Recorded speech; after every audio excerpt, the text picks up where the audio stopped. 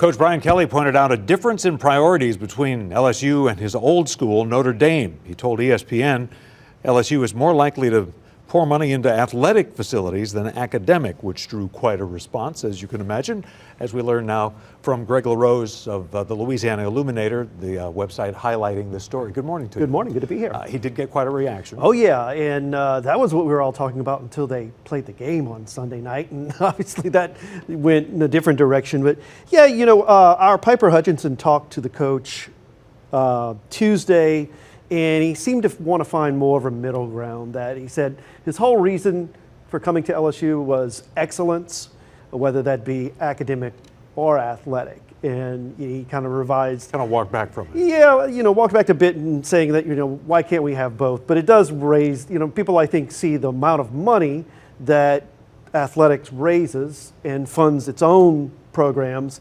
and see struggling, you know, facilities on campus like a library that, you know, leaks constantly and needs to be rebuilt.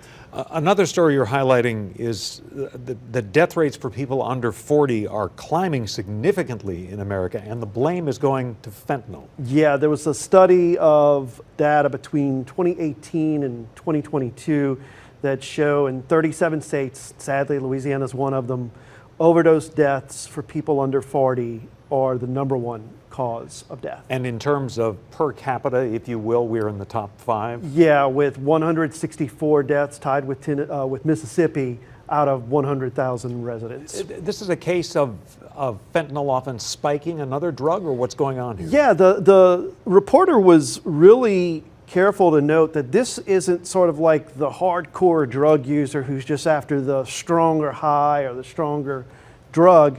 That the real concern in law enforcement, healthcare folks, is that, you know, you may be taking something like Adderall that, you know, you didn't obtain through a, you know, official prescription, and it's laced with something like fentanyl, and they're seeing those mix-ups or unintentional deaths. How are the states responding?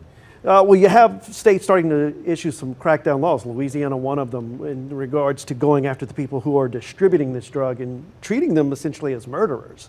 You know, you're knowingly distributing something with fentanyl in it, and not just the pure fentanyl. They want to come down hard on those folks. There are all kinds of paths to this. One of the things we hear often from families is this started with, you know, a painkiller. Yeah, it is, and you know, legitimate reasons. And I think doctors are careful to note that they're used properly, they do offer, you know, solutions to folks who are in pain. But when unmonitored, when not kept in check, you know, that patient tends to look for something stronger. I think in reading the story, the other thing that you pull away from this, Mississippi, for example, had as its #1 cause of death for people under 40 murder. But regardless of what was considered #1, the fentanyl problem was driving the increase in death rates. Yeah, and it's huge. Just from 2018 to 2022, that was a 1/3 increase, and they're looking back at like the most recent year, it was like a big 21% jump. And this is significant when you think about it for people under 40, it outpaces suicides, homicides, and other natural causes of death. It's very concerning. It's something we really haven't gotten a grip on yet. All right, Greg LaRose from the Louisiana Illuminator, LAilluminator.com. You got it. All right, thanks, Greg.